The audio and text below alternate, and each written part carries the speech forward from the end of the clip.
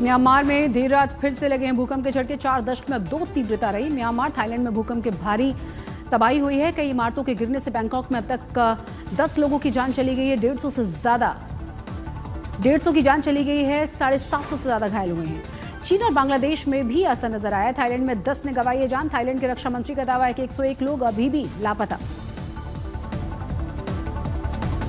भूकंप से तबाही झेल रहे म्यांमार को भारत की मदद 15 टन राहत सामग्री म्यांमार भेजी गई।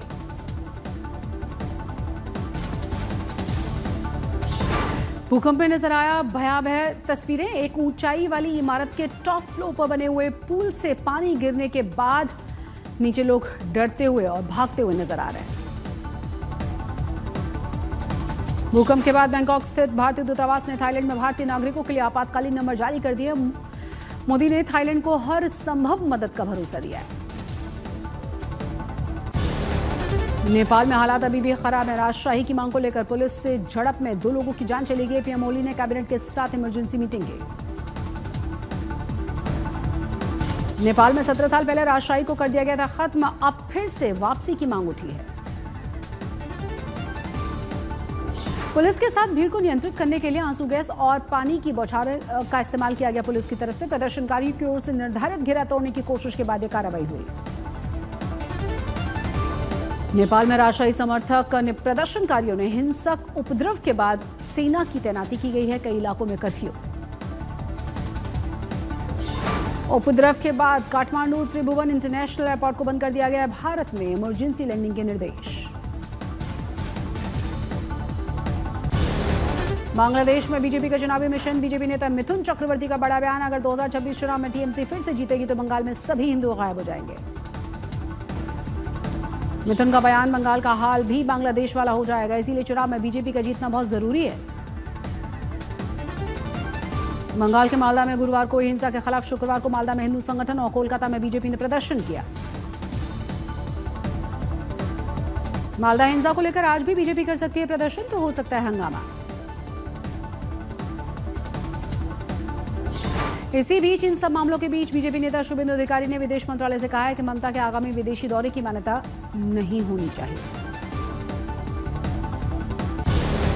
पश्चिम बंगाल के मालदा में फिर से हंगामा हुआ। मुस्लिम संप्रदाय के लोगों के द्वारा तोड़फोड़ की गई घटना के विरोध में हिंदू समाज का प्रदर्शन के दौरान पुलिस के साथ झड़प। मालदा में हो रहे विरोध प्रदर्शन को तितर-बितर करने के लिए पुलिस ने किया है लाठीचार्ज। आंसू गैस के गोले भी छोड़े। घटना को लेकर बीजेपी ने सेंट्रल फोर्स की तैनाती की मांग की। पश्चिम बंगाल के सिलीगुड़ी में बेरोजगारी को लेकर डीवाईएफआई के संगठन का विरोध प्रदर्शन। पुलिस ने तितर-बितर करने के लिए भीड़ को आंसू गैस और पानी की बौछारें की। असम के बंगाई गांव में मदीना मस्जिद में नमाज पढ़ने को लेकर 2 गुटों में मारपीट हुई। 20 लोगों के घायल होने की खबर। बांग्लादेशी घुसपैठियों के खिलाफ दिल्ली पुलिस का एक्शन जारी। जहांगीरपुरी से अवैध बांग्लादेशी नागरिकों को गिरफ्तार किया गया। दिल्ली हाईकोर्ट ने जज यशवंत वर्मा का इलाहाबाद हाईकोर्ट में तबादले की केंद्र को मंजूरी दे दी है। दिल्ली हाईकोर्ट के एक और जज का भी इलाहाबाद हाईकोर्ट में ट्रांसफर मंजूर। कैश कांड में फंसे जस्टिस वर्मा पर फिलहाल एफआईआर नहीं। सुप्रीम कोर्ट ने खारिज कर दी है याचिका। जांच तक रुकने के लिए कहा। जस्टिस यशवंत वर्मा के तबादले के खिलाफ इलाहाबाद हाईकोर्ट के वकीलों का प्रदर्शन जारी। चंडीगढ़ की सीबीआई कोर्ट पंजाब और हरियाणा हाईकोर्ट के जज निर्मल यादव के खिलाफ कैश कांड में सुनाएगी फैसला।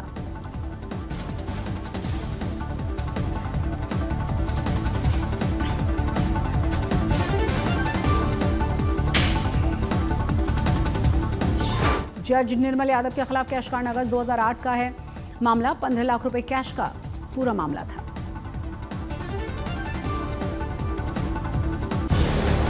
आज से 2 दिन के बिहार के दौरे पर रहेंगे अमित शाह। पटना में बीजेपी के नेताओं के साथ करेंगे बैठक। बिहार चुनाव पर रणनीति बनाएंगे। बिहार बोर्ड मैट्रिक का रिजल्ट आज जारी किया जाएगा। बिहार विद्यालय परीक्षा समिति के अध्यक्ष आनंद किशोर ने जानकारी दी। शिक्षा मंत्री सुनील कुमार दोपहर 12 बजे रिजल्ट जारी करेंगे। बिहार में बीपीएससी की दोबारा परीक्षा की मांग पटना हाईकोर्ट से खारिज हुई। एग्जाम में गड़बड़ी के आरोपों के बाद अभ्यर्थियों ने दाखिल की थी याचिका। किसानों के लिए केंद्र की सौगात। खरीफ फसल के लिए पोटाश और फास्फेटिक खाद के लिए 37,000 करोड़ से ज्यादा की सब्सिडी मंजूर की गई। फाइनेंशियल ईयर शुरू होने से पहले ही मोदी सरकार ने सरकारी कर्मचारियों को दिया है तोहफा। महंगाई भत्ते में 2% के इजाफे का ऐलान किया गया।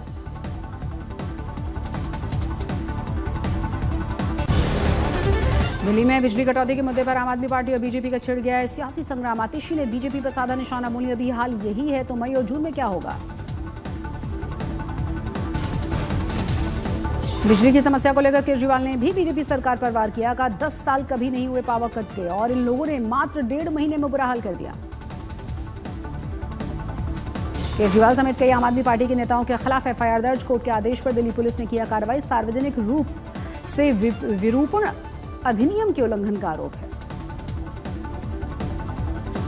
यूपी में शराब के साथ एक फ्री की खबरों के बीच आज उत्तर प्रदेश में आम आदमी का प्रदर्शन। दिल्ली में मुस्तफाबाद का नाम बदलकर शिव विहार करने का प्रस्ताव शुक्रवार को विधानसभा में पेश नहीं हुआ। प्रस्ताव में किसी तकनीकी खामी का हवाला दिया गया। राजस्थान के धौलपुर में विवादित जमीन पर निर्माण करने के 2 समुदायों के बीच खूनी संघर्ष हुआ। वीडियो सोशल मीडिया पर वायरल हो गया है। सीकर में शेखावटी विश्वविद्यालय के दीक्षांत समारोह में महामंडलेश्वर स्वामी कैलाशानंद गिरी को बुलाने पर एसएफआई के छात्रों ने जताया है विरोध। महामंडलेश्वर के संबोधन के बाद पंडाल में नारेबाजी हुई। पुलिस ने 4 युवकों को गिरफ्तार कर लिया है। लखनऊ में इनकम टैक्स के जॉइंट डायरेक्टर का ड्रामा। क्रिकेट लीग के फाइनल में नहीं खिलाया तो पिच पर लेटकर मैच न शुरू होने की आईआरएस अधिकारियों ने दी है धमकी। सीकर में पिता की करतूत। अपनी 5 महीने की 2 जुड़वा बेटियों को मारकर दफना दिया। पुलिस ने दफनाई हुई दोनों ही जुड़वा बच्चियों को निकाला बाहर।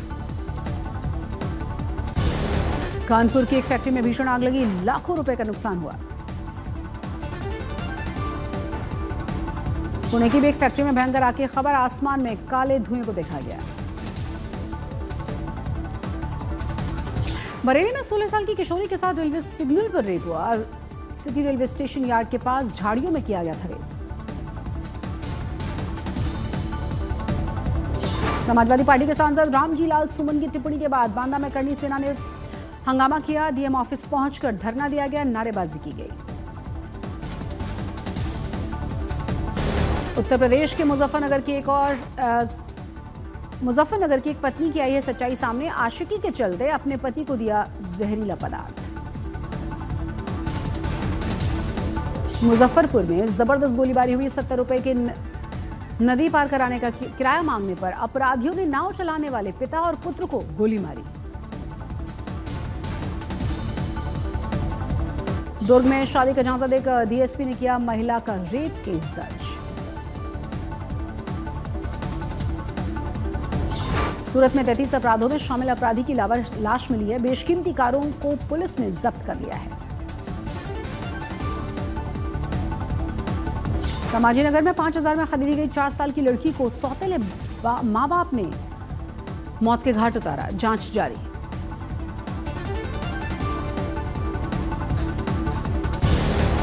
लद्दाख के द्रास में ताजा बर्फबारी के बाद बदला है मौसम का मिजाज। तापमान में गिरावट के कारण बढ़ गई है ठंड।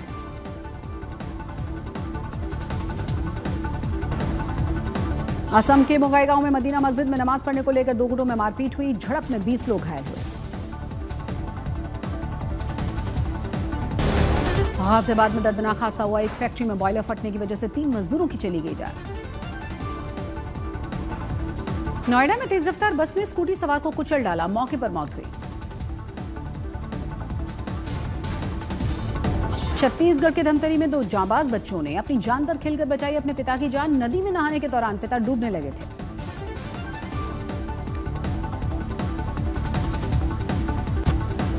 फरीदकोट में दिल दहलाने वाली वारदात। सगे भाई ने अपनी बहन और जीजा की तेज धारदार हथियार से हत्या कर डाली। आरोपी मौके से फरार हुआ। सहरसा में पति ने पत्नी की निर्ममता से हत्या कर डाली। वारदात को अंजाम देने के बाद पूरा परिवार फरार। अररिया में एक देवर ने जमीनी विवाद को लेकर भाभी की बेरहमी से हत्या कर डाली। पुलिस ने मामले में 5 लोगों को गिरफ्तार कर लिया है। क्लैप में फैशन वीक 2025 में गर्मियों के रंगों, पुरुषों के फैशन, स्थिरता और बहुत कुछ का जश्न मनाया गया। ग्रीन ब्यूटी नजर आई करिश्मा कपूर, रैंप पर उतरी तो स्टाइल ने के साथ इंप्रेस किया।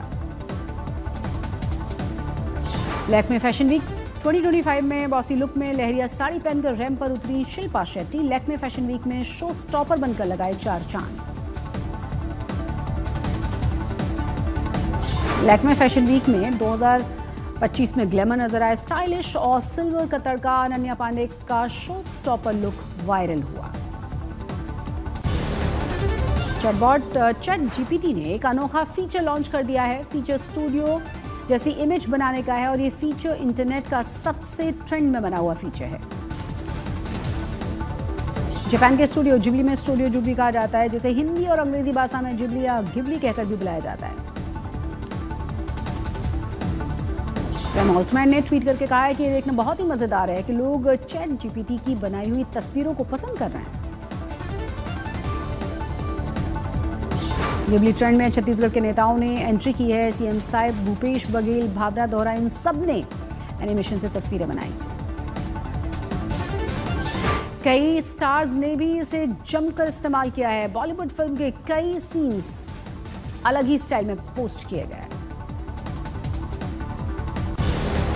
भारतीय स्मार्टफोन यूजर्स मोबाइल स्क्रीन पर रोजाना 5 घंटे से ज्यादा समय बिताते हैं। कुल समय 70% सोशल मीडिया प्लेटफॉर्म्स, गेमिंग और वीडियोस को देखने में खर्च करते हैं। आरबीआई के मुताबिक उल्लंघन के मामले में एचडीएफसी बैंक पर 75 लाख का फाइन लगाया गया है। केवाईसी नियमों में आरबीआई के निर्देश को न मानने पर देश के सबसे बड़े बैंक पर लगी है पेनल्टी। देश के 284 अरबपतियों के पास जीडीपी के 1/3 के बराबर संपत्ति है। चीन को पीछे छोड़ा है। भारत ने हर अरबपति की औसत संपत्ति के मामले में चीन को पीछे छोड़ा। निजी खपत का 1/3 हिस्सा मनोरंजन, होटल से छुट्टियों पर किया जा रहा है खर्च। इस गैर जरूरी खर्च के लिए 1/3 हिस्से में महत्वाकांक्षी मिडिल क्लास का योगदान है। दूरसंचार विभाग ने जानकारी दी है कि भारत में 25 करोड़ से ज्यादा यूजर्स 5G हैं और देश में 5G मोबाइल टावर्स की संख्या हो गई है लगभग 4,70,000।